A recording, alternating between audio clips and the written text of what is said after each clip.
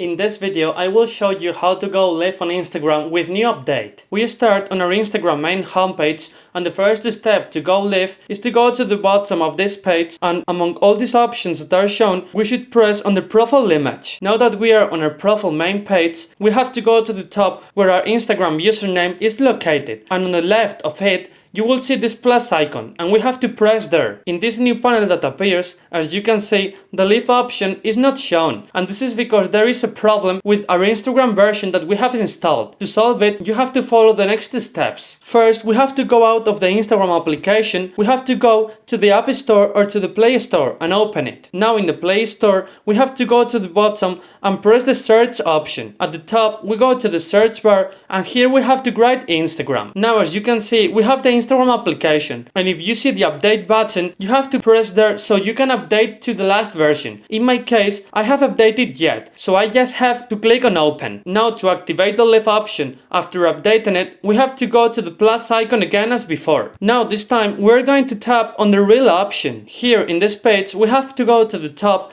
and we have to click on this icon that is on the right of new reel. As you can see in the camera settings, the live option is available. If it doesn't allow us to go live yet, it is because we don't have 1000 followers, and that's it.